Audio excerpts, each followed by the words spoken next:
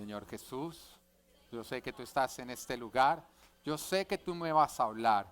Ayúdame a escuchar, a entender y a practicar. Amén, amén y amén. La semana pasada, como ahorita les comentaba, tuvimos la bendición de estar en Colombia. Nos fuimos con el propósito justamente de oficiar la boda de Jonathan y de Ángela. De hecho, un matrimonio hermosísimo. Y me sorprendió más el Señor, pues aprovechamos y nos quedamos unos días para visitar la familia de nosotros, visitar a mi suegro, que mi esposo también mostrara su pancita y Natán a todas las personas en Colombia que todavía no lo habían podido ver a ella embarazada. Y me sorprendió el Señor porque nosotros íbamos con una agenda de tener un matrimonio, pero el Señor que tiene la agenda verdadera no la cambió. Y resulta que terminamos casando a dos parejas en el tiempo en que estuvimos en Colombia. El jueves en la mañana estábamos con mi esposa y yo durmiendo muy de madrugada cuando de pronto sonó el teléfono y era mi suegrito, ¿no? Él suele llamar por la mañana cuando nosotros todavía estamos durmiendo. Entonces yo miré el teléfono y mi esposa lo miró, pero la verdad es que me había trasnochado, o sea, había salido con unos amigos, entonces ni contestamos. Cuando de pronto al rato sonó el teléfono del hotel como tal. Entonces mi esposa contestó, no, que su papá está acá, que quiere subir.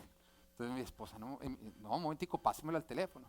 Entonces el papá le dice, no, mijita, lo que pasa es que anoche o esta madrugada a las 2 de la mañana el Espíritu Santo de Dios me dijo que me tengo que casar, que Pedro nos tiene que casar. Entonces estoy acá para que me case. Él llevaba, digamos, con su pareja por un largo tiempo, pero no se habían casado, no se habían puesto en orden. Entonces mi esposa como que dice, espérate, espérate, le pregunto a mi esposo, y yo le digo, sí, sí, pero pues si me da tiempo de bañarme y de quitarme la pijama, con mucho gusto lo hacemos. Entonces regresó más o menos 2 horas después y nos fuimos a una terraza que queda en el último piso del hotel y muy lindo ahí ya con la hermana de Ana, con su esposo, con su sobrina, con toda la familia nos reunimos y oficiamos el matrimonio. Y siempre es lindo ser utilizado por Dios para que las personas se pongan en orden. ¿Por qué? Porque cuando tú estás en orden, tú permites que la bendición de Dios sobreabunde en tu vida. Si tú no estás en orden en un área, no esperes que Dios haga el milagro creador en ti. Porque cuando hay desorden, ¿Dios qué hace? Él ordena. Y si nosotros volvemos a Génesis, en el momento en que el Espíritu Santo de Dios se movía por todo lugar y todo era un caos, dice la palabra, era un desorden, Él no empezó a crear al ser humano, Él no empezó a crear la naturaleza, Él no empezó a crear los animales, Él empezó a ¿qué? A organizar. Y muchas veces tú dices, Señor, crea, crea, crea. Cuando Él dice, no, primero necesitamos organizar. Y fue lindo ser utilizado. Pero bueno, estamos contentos porque estamos de vuelta. La verdad es que nos hicieron mucha falta. De verdad lo digo, nos hicieron muchísima falta. Yo amo tanto esta iglesia. Y en el día de hoy vamos a continuar nuestro estudio bíblico de Hebreos 11 con nuestra serie Yo Creo. ¿Ha aumentado su fe en este tiempo? La mía ha aumentado, espero que así sea. Y vamos a continuar con el versículo 11 y 12 de Hebreos 11. Y nos dice, por la fe, Abraham, a pesar de su avanzada edad y de que Sara misma era estéril, recibió fuerza para tener hijos, porque consideró fiel al que le había hecho la promesa. Así que de este solo hombre, ya en decadencia, nacieron descendientes numerosos, como las estrellas del cielo, incontables, como la arena a la orilla del mar. Amén. Hay muchas veces que nosotros creemos que si tenemos fe, las cosas van a ocurrir inmediatamente. Pero lo cierto es que tener fe es creer y tener la certeza que aun cuando no hayan ocurrido ya y se haya tomado un gran tiempo, Dios va a responder. Y en eso consiste la fe.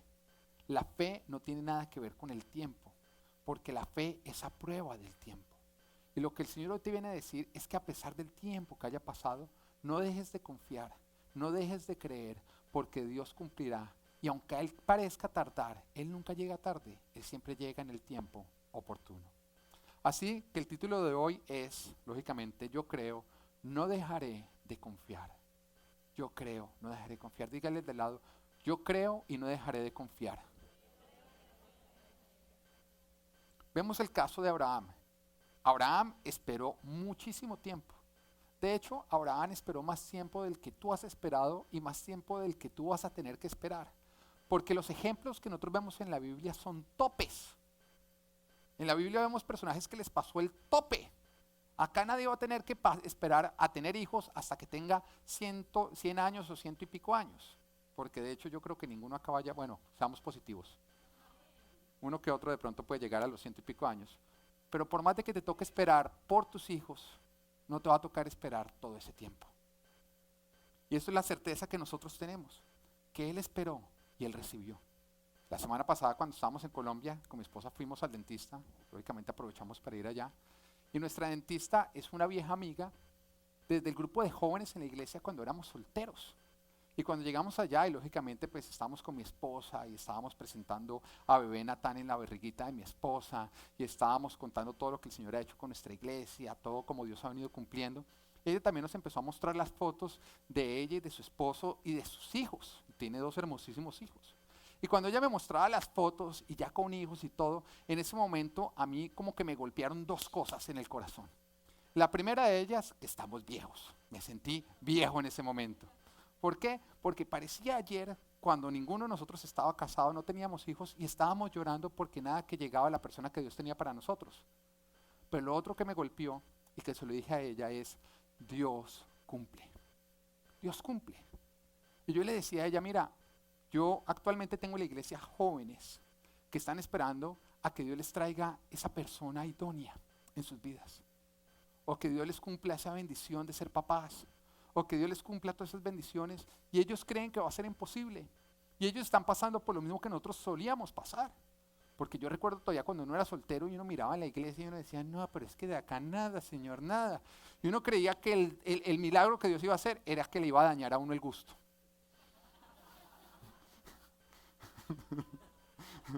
Uno creía que era ese milagro, ¿entiendes? Uno veía la espiritual, pero que no, y uno decía, no, Señor, no me dañe el gusto, no me dañe el gusto.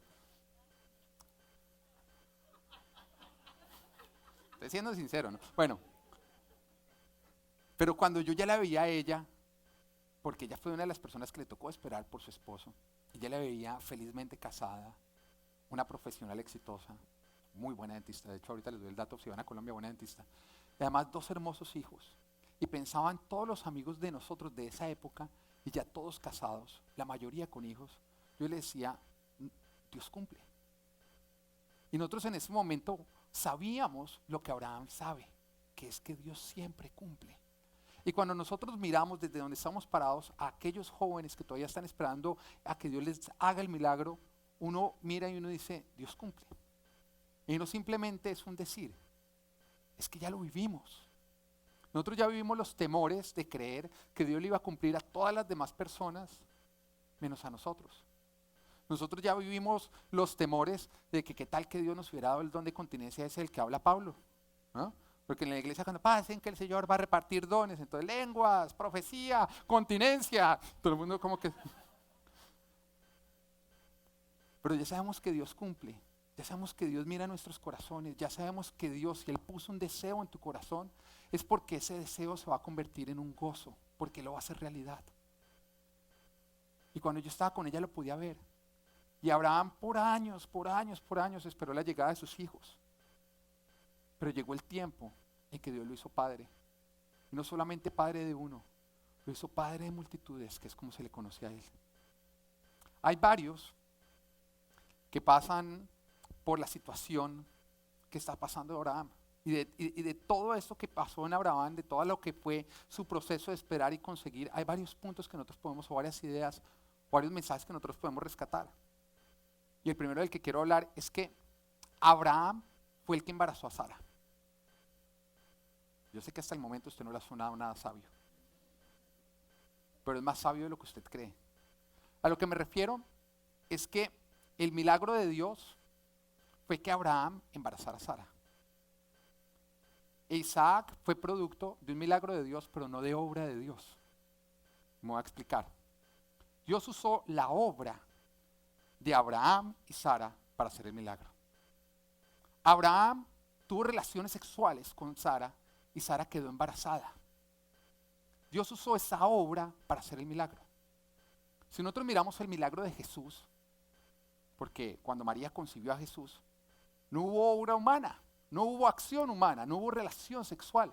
La palabra de Dios nos dice que María fue virgen y que jamás tuvo relaciones sexuales con José hasta que Jesús nació. Hasta que Jesús nació. No dice que murió virgen, dice hasta que Jesús nació. Ella fue una buena esposa.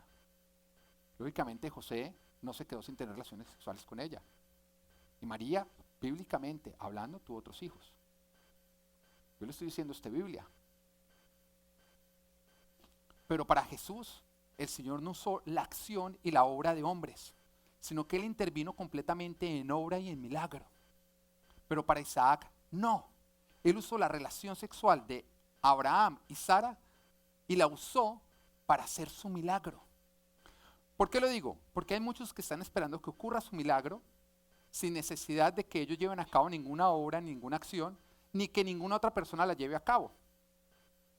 Pero lo cierto es que Dios puede usar, y en la mayoría de los casos usa la obra y la acción que tú llevas a cabo para hacer su milagro.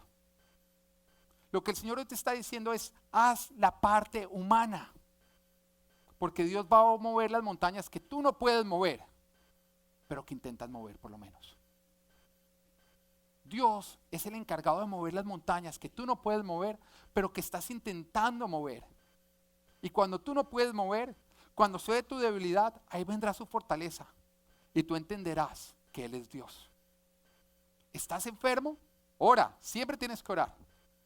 Lo primero que tú tienes que hacer siempre cuando estás ante una dificultad o en cualquier situación es orar, porque orar es depender de Él. Cuando tú oras, tú le estás diciendo, yo dependo de ti, independiente de mis acciones, yo dependo de ti. Proverbios capítulo 21, versículo 31 dice, se alista el caballo para el día de la batalla, pero la victoria depende del Señor. Se hace la parte humana, sí, pero la victoria depende del Señor. Tú puedes hacer toda la parte humana, pero si Dios no decide bendecir tu acción, esa acción no llegará a ningún lugar. Pero no esperes el milagro cuando tú no has alistado el caballo para la batalla. Dios quiere que tú hagas la parte humana. ¿Estás enfermo? Ora, pero después de orar, ve al doctor y obedece al doctor. El doctor te manda a ti una medicina, tómatela. No, es que la medicina no me hizo ningún efecto. Ok, no dejes de creer entonces. Porque donde se acaban las fuerzas humanas o las capacidades humanas, empiezan las fuerzas de Dios y las capacidades de Dios. Pero haz la parte humana. Hay muchas oportunidades en que Dios soluciona algo a través de la solución que Él ya dio. Nosotros equivocadamente llamamos milagro cuando Dios hace algo sobrenatural, o sea, cuando Dios altera las leyes sobrenaturales. Y olvidamos que lo natural es creación de Dios. Si nosotros entendemos y recordamos que Él es el autor de todo lo natural, entonces también entenderemos y recordaremos que aún las soluciones naturales son un milagro de Dios. ¿Quién creó todo lo existente? Eso quiere decir que si Él a través de lo existente te soluciona un problema, te sana una enfermedad, te saca adelante de una situación, fue Él obrando también. Porque la naturaleza fue creada por Él y se sostiene por Él. La palabra de Dios dice que ni una hoja de un árbol se cae sino la voluntad de Dios. Así que no dejes de darle gloria a Dios cuando se cae una hoja de un árbol. Y haz esto en todas las áreas de tu vida. Haz esto en el área profesional, haz esto en el área económica, haz esto en el área relacional, haz esto en todas las áreas. Haz lo que tú tienes que hacer dependiendo de Él, porque cuando se acaban tus fuerzas, empiezan las de Él. Cuando se acaba tu capacidad, empieza la capacidad de Él. Y porque Dios moverá las montañas que tú no puedes mover, pero que por lo menos intentas mover. Donde tú no puedes ya actuar, Dios actuará. Tú podrías decir, al igual que Abraham, pero es que yo he intentado y no puedo. Aquí viene lo hermoso. Tú no puedes no tener hijos hasta que no puedes tener hijos. Eso es más sabio de lo que tú crees.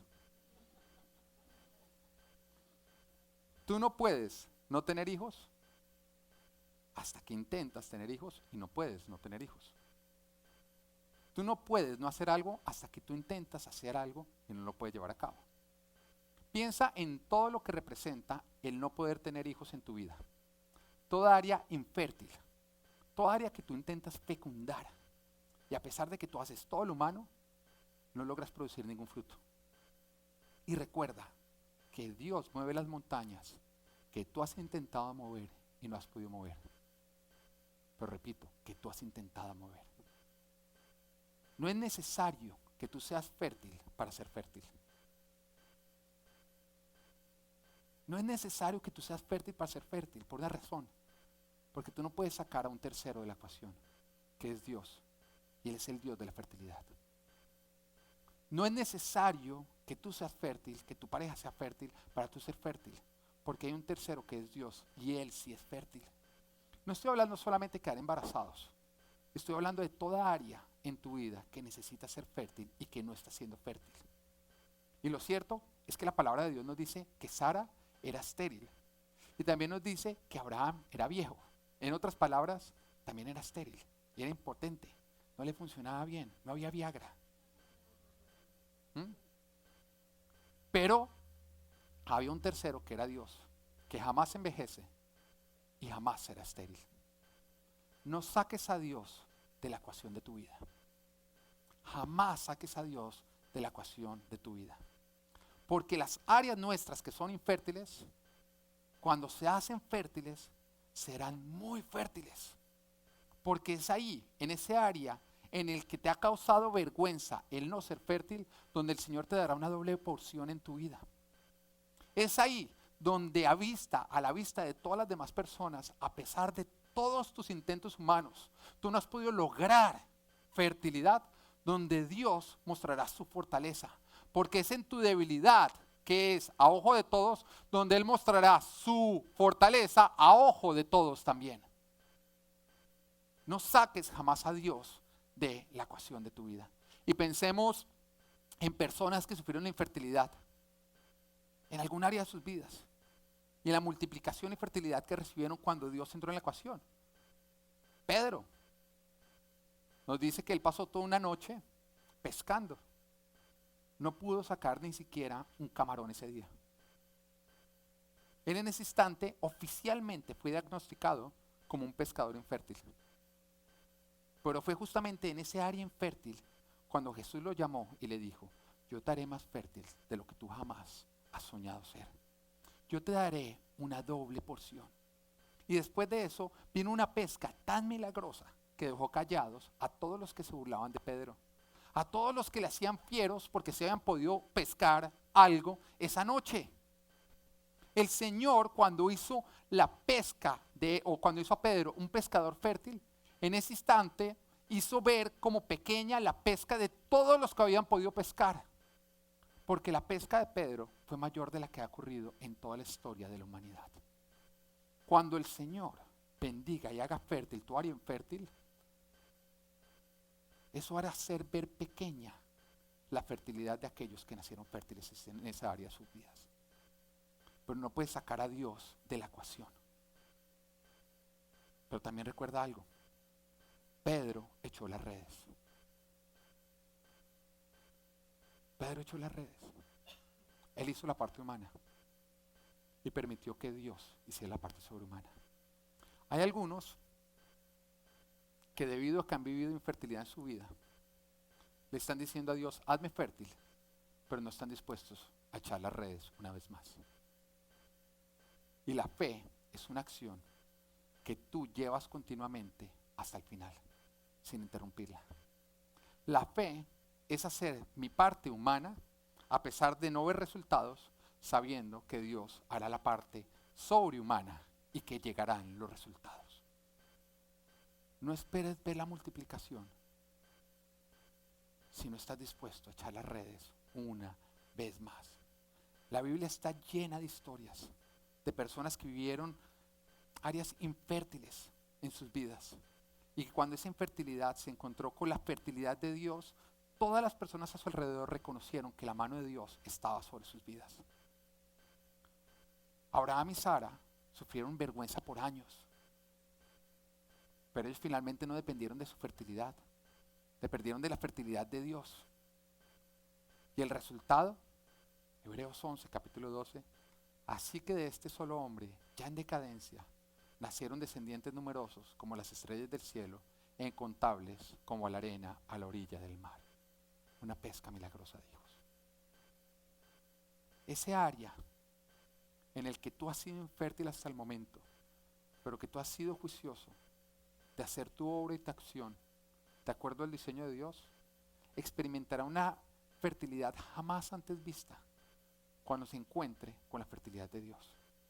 Lo que te ha causado vergüenza hasta el momento será tu razón de gozo, porque es en esa área donde tú gozarás de una doble porción. Porque de donde tú eres débil es que se hace visible la fortaleza de Dios. Sin embargo, hay una condición, y la leíamos justamente ahí. Nos decía, por la fe, Abraham tuvo fuerzas para tener hijos, porque creyó fiel al que había hecho la promesa. Dice, porque tuvo fuerzas para tener hijos. Y la condición es, solamente tú verás que ese área infértil se volverá fértil si tú tienes fuerzas. Solo vencerás si tú tienes fuerzas. Tú no puedes permitir que las fuerzas se te acaben si quieres ver una fertilidad en una gran cantidad. Y de pronto acá muchos se desaniman y dicen, ay pastor, yo sabía que acá había una letra pequeña, a mí ya se me acabaron. La palabra también nos dice el secreto para que no se te acaben. Y para que si ya se te acabaron, pues las vuelvas a tener. Le dice, recibió fuerzas para tener hijos porque consideró fiel al que había hecho la promesa. No dejes de creer, no dejes de confiar. Él cumple. No dejes de considerar fiel al que te ha hecho la promesa. Ahí está la clave. En jamás dejar de considerar a Dios como un Dios fiel. Y Él es un Dios fiel. Si tú recuerdas y te repites todos los días de tu vida, Dios es fiel, Dios es fiel, Dios es fiel, lo que Él promete cumple, lo que Él promete cumple, tú tendrás las fuerzas para llevar a cabo la acción hasta que Dios cumpla el milagro. Simplemente recuerda que es fiel el que te ha hecho la promesa. Jamás ha hecho una promesa y la ha dejado de cumplir. Él no es hombre para mentir, ni para cambiar de parecer. Hebreos 11, capítulo 13 nos sigue contando. Todos ellos vivieron por la fe. ¿A quién se está refiriendo cuando dice a todos ellos? Todos los del muro de la fama de Hebreos 11, ¿no? Como saben, ya hemos visto varios de ellos. ¿A quiénes hemos visto? Enoc, Noé, Abraham, Abel. Hemos visto varios, ¿no? Moisés, un poco vimos de él. Que nos está hablando de todos los hombres que fueron famosos en su paso por la tierra por haberle creído a Dios. Y nos dice, todos ellos vivieron por la fe y murieron sin haber recibido las cosas prometidas. Más bien, las reconocieron a lo lejos y confesaron que eran extranjeros y peregrinos en la tierra. Pero cuando uno va y mira, todos ellos recibieron sus tierras temporales. Pero a pesar de que ellos recibieron sus bendiciones temporales, ninguno de ellos dejó de esperar. En otras palabras, ellos jamás se embriagaron con las bendiciones temporales, que es una tendencia supremamente humana, que apenas nosotros recibimos aquello que estábamos esperando, nos embriagamos como si no existiera nada más. Hay una historia que nos cuenta la palabra, que es cuando el pueblo de Israel salió de Egipto y está en el desierto, que comían todos los días maná. En un momento en que ellos estaban hartos y dijeron, es que estamos hartos de comer este maná, queremos carne. Así que el Señor les envió codornices. Levantó un fuerte viento que llevó codornices y nos dice que eso, mejor dicho, la cantidad de codornices era tal que a un día de distancia caminando se veían codornices por todo lado.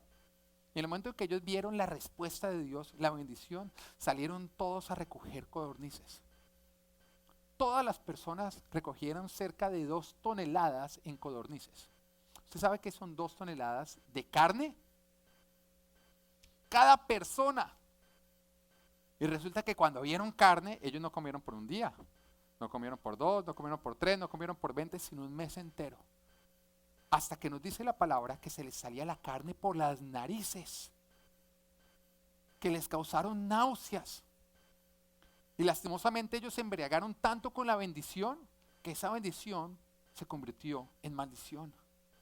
Pero no es muy distinto de lo que nos tiende a pasar a nosotros cuando recibimos las bendiciones de Dios.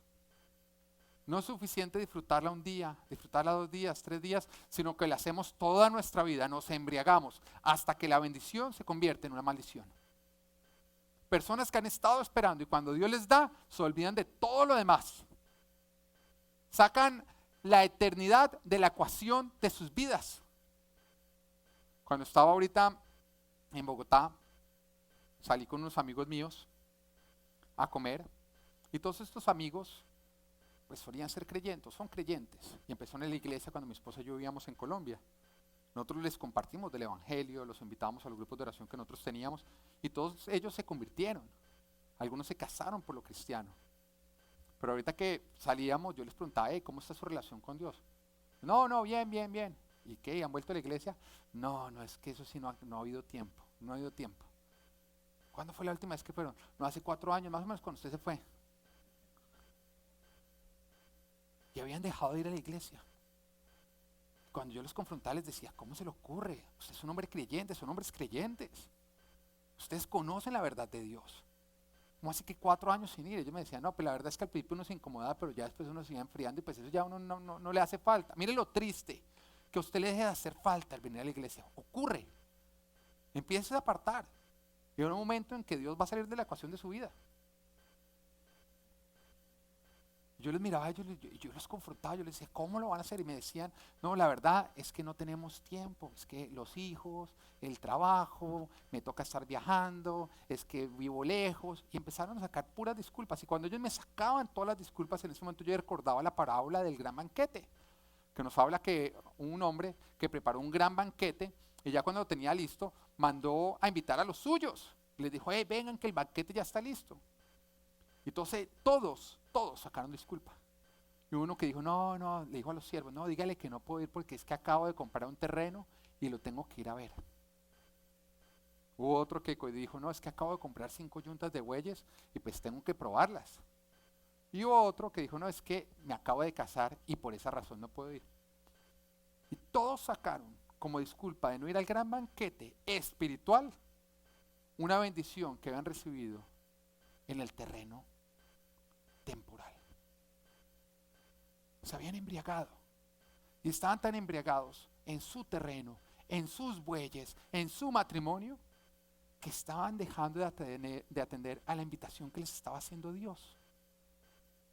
Y nos dice la palabra que cuando el Señor escuchó que ellos estaban sacando disculpas, se enfureció, pero no les rogó. Le dijo a sus siervos, ¿sabe qué? Vaya y búsqueme a otros. Búsqueme cojos, búsqueme prostitutas, búsqueme personas que sean menos dignas de estar acá, pero que estén más dispuestos, porque ellos se van a disfrutar de mi banquete. Mire, los grandes hombres de fe son hombres que no importa lo que hayan recibido, jamás sacan la eternidad de la ecuación de sus vidas. Jamás dejan de esperar lo más importante que Dios nos ha prometido a sus hijos, que Él vuelve, que Él tiene una patria celestial para nosotros, que nosotros estaremos con Él eternamente y que hay algo más importante que estar construyendo castillos en esta tierra. Y cuando los cristianos empezamos a vivir por trabajar, por los hijos, por darnos el matrimonio, por todo lo que vivimos acá, cosas terrenales que ni siquiera van a ser eternas, porque yo le voy a decir algo, usted sabe que en la vida eterna usted no va a estar casado con su cónyuge. Para muchos es una buena noticia, ¿no? Bueno, algunos, me convierto. No, mentiras, es de gente de otra iglesia. Acá todos amamos el matrimonio.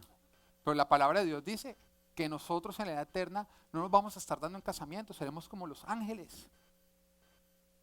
Y hay muchos que están haciendo su vida eterna el matrimonio, su vida eterna al tener hijos, su vida eterna al tener trabajo, su vida eterna al producir plata. Lastimosamente cuando un cristiano empieza a vivir por eso pierde el norte de para dónde nosotros vamos. También una persona como la que me reuní este tiempo que estaba allá, y le empiezo yo a preguntar, él me empieza a decir cómo dejó de la iglesia, cómo se había enfriado espiritualmente, y me cuenta cómo su matrimonio iba en decadencia, supremamente mal. Y yo le empiezo a ministrar, le empiezo a decir la importancia de que él se empiece a acercar nuevamente al Señor. Y después de eso y todo lo que yo le digo, Dios te quiere bendecir, pero para que Él te pueda bendecir, tú tienes que hacerlo parte 100% de tu vida. Tienes que rendirle tus finanzas, tienes que rendirle tu tiempo, tienes que hacerlo a Él tu Señor. Si Él no es tu Señor 100%, no es tu Señor en nada. Él llega y me dice, qué pena, pero yo no estoy de acuerdo. Yo hace un montón de tiempo que no voy a la iglesia y Dios me ha bendecido cada vez más. Es mejor, cada vez estoy mejor económicamente. Y en ese momento, a mí me pegó en mi corazón. Y yo le dije, qué pena contigo. Pero lastimosamente yo ya no te puedo hablar en el mismo idioma que yo hablo. Porque tú ya no eres más un hombre espiritual, eres un hombre carnal.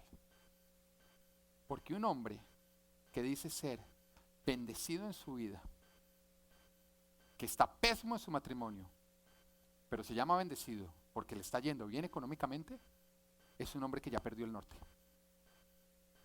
Un hombre que llama bendición la cantidad económica que tiene en el banco, a pesar de que tiene un hogar destruido en la casa, es un hombre que ya perdió completamente el sentido de lo que vale y no vale en esta vida. Ya se había enfriado completamente esta persona. Ya era imposible hablarle en el mismo lenguaje que hablamos nosotros. Él ya no discernía las cosas espirituales. Él ya llamaba riqueza a lo que el mundo llama riqueza. Y pobreza a lo que Dios llama riqueza. Porque lo cierto es que todas las bendiciones, la felicidad que nosotros podemos adquirir en esta vida, está contenido en los dos mandamientos con los cuales Jesús resumió toda la ley. Ama al Señor tu Dios por sobre todas las cosas y ama al prójimo como a ti mismo. Tú eres un hombre bendecido cuando tu relación con Dios está bien y por lo tanto tu relación con los tuyos también está bien. Porque jamás va a poder estar bien la relación con los tuyos cuando está mal tu relación con Dios. Jamás una persona va a poder amar de una manera correcta y perfecta cuando él no está teniendo una relación de amor perfecto con Dios. Es Dios el que te da la capacidad de amar perfectamente.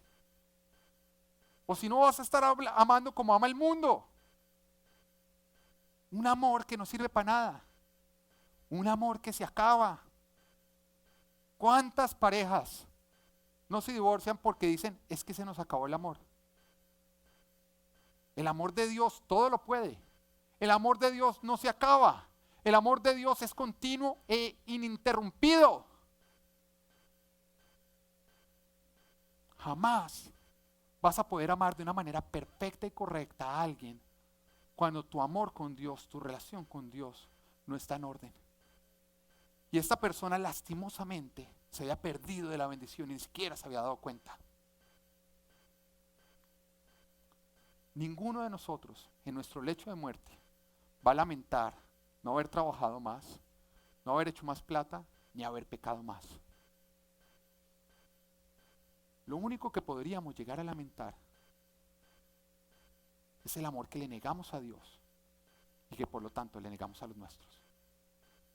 Porque una persona que está en su lecho de muerte es una persona que logra entender lo que tiene valor y no tiene valor. En ese punto, él entiende lo que tiene valor y no tiene valor. En ese punto, él entiende que no importa la cantidad numérica que haya en su cuenta bancaria. Lo que importa es la cantidad de personas que están alrededor de su cama y que tanto lo aman y que tanto son amadas por él. Esta persona haya perdido el norte.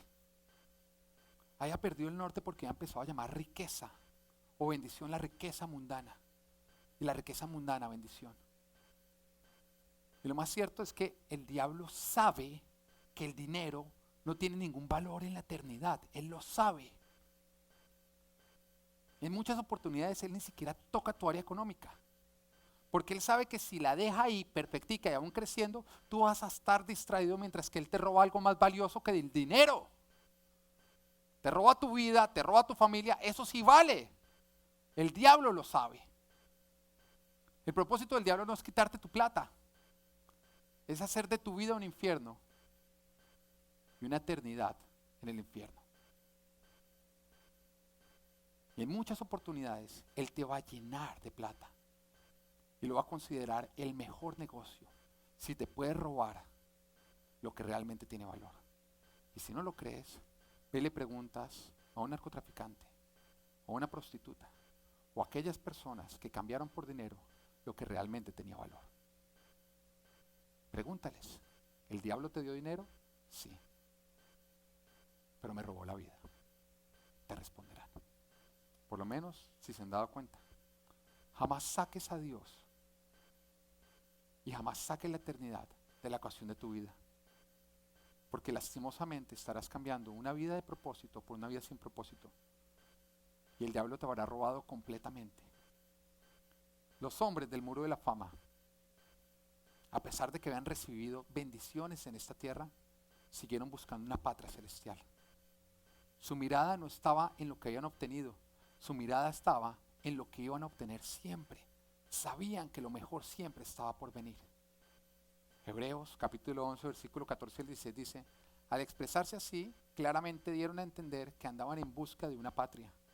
Si hubieran estado pensando en aquella patria de donde habían emigrado, habrían tenido oportunidad de regresar allá, a ella.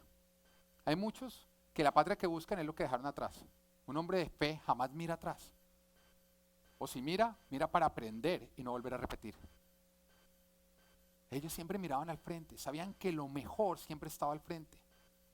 Antes bien, anhelaban una patria mejor, es decir, la celestial.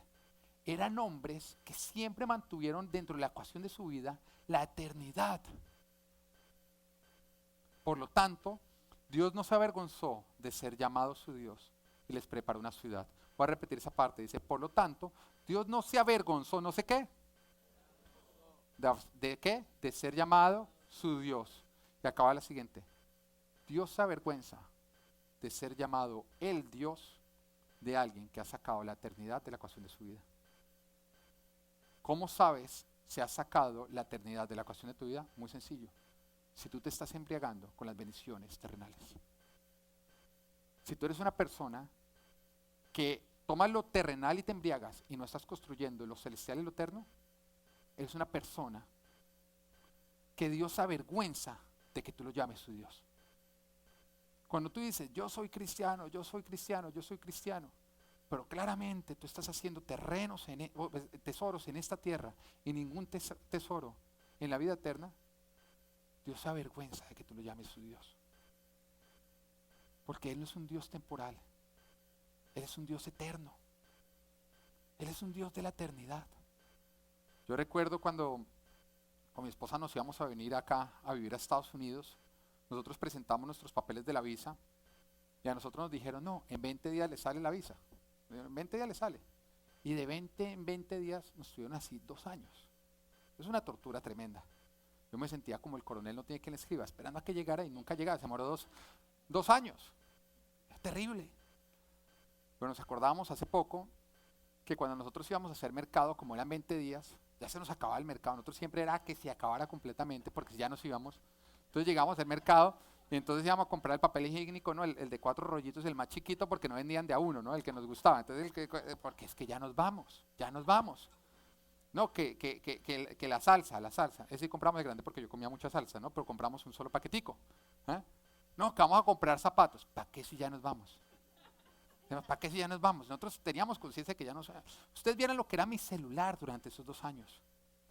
Con cinta pegante yo lo tenía funcionando, era así con cinta pegante, mejor dicho, no me servía para vender minutos en la calle, no me hubiera vendido uno, porque yo pensaba, ya me voy.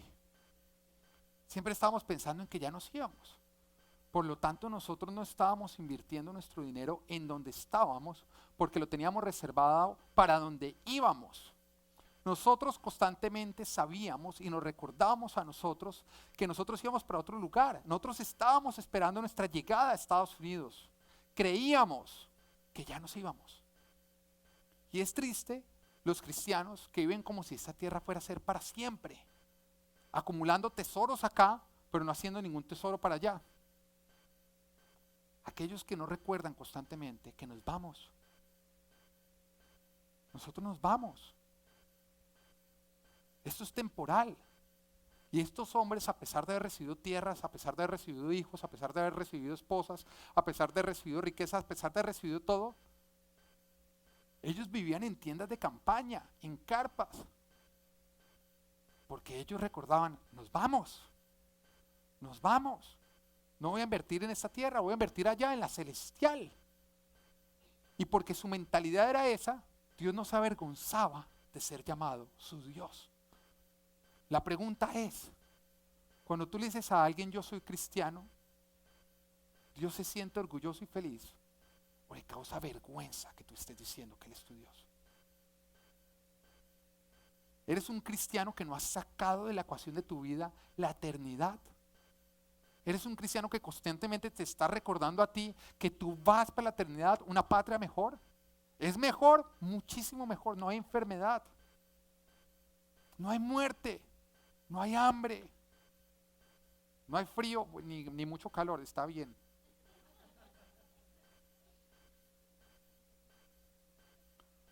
Un cristiano que tiene dentro de la ecuación de su vida la eternidad, es un cristiano que compra el paquete de papel higiénico pequeño, porque sabe que todos los tesoros que hay acá abajo terminarán en ese papel higiénico. Todo lo que tú hagas acá, que sea de acá, terminará acá. Pero tú puedes usar todo lo que tienes acá para producir tesoros allá. También nos dice que por esa misma fe, Dios construyó, esa fe hizo que Dios construyera una ciudad eterna. Mira lo hermoso que es la fe y cómo Dios usa la fe para hacer construcciones espectaculares. Cuando Dios vio que ellos están esperando una mejor patria, Dios construyó una mejor patria para ellos. Cuando tú esperas algo mejor, Dios va a hacer algo mejor.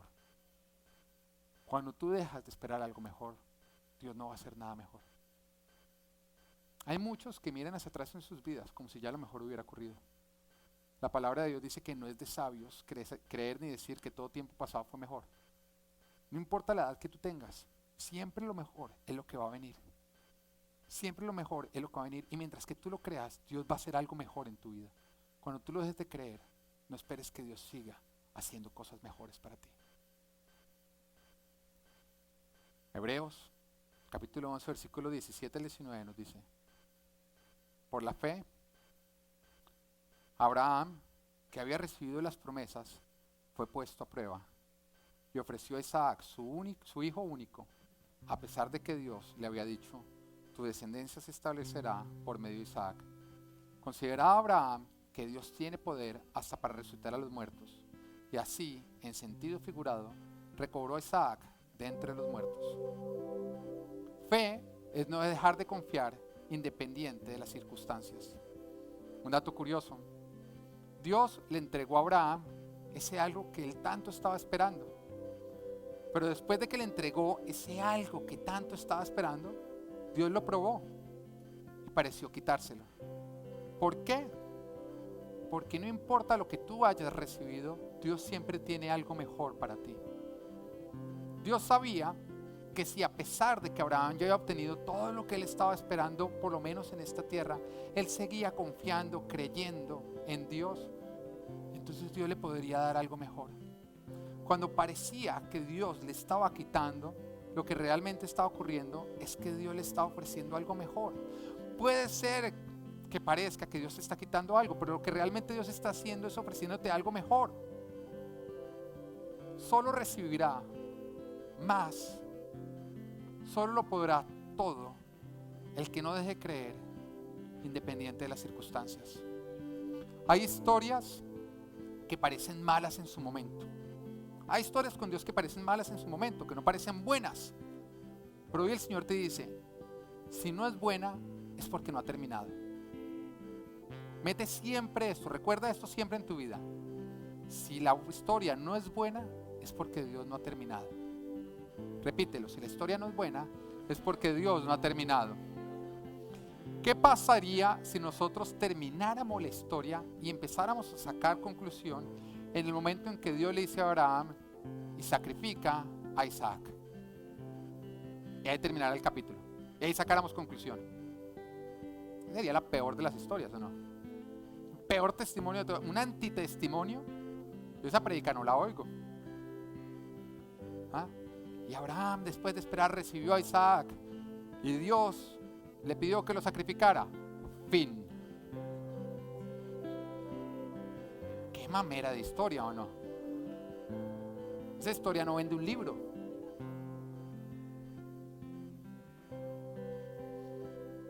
Pero si esperamos al final, nos damos cuenta que Dios bendijo, Dios no falló, Dios se glorificó y Dios la sacó del estadio. Puede que tú te encuentres en este momento, en esa etapa de la historia, en la parte en la cual Dios te ha quitado lo que tanto esperabas, o en una situación que parece contrario, o que está ocurriendo lo contrario, algo tanto tiempo tú has estado esperando. Pero el Señor te dice: no dejes de confiar, porque si una historia no es buena, es porque todavía no ha terminado. Sigue creyendo, sigue confiando, sigue esperando, porque solamente va a terminar el capítulo cuando Dios se haya glorificado. Si una historia no es buena, es porque Dios no ha terminado. Yo pienso en nuestra historia y también le contaba a mis amigos, ahorita que celebraba con ellos la llegada de Natán, y ellos me preguntaban sobre la pérdida de nuestros bebés el año pasado. Perdimos 2 bebés después de estar 7 años esperando esos bebés.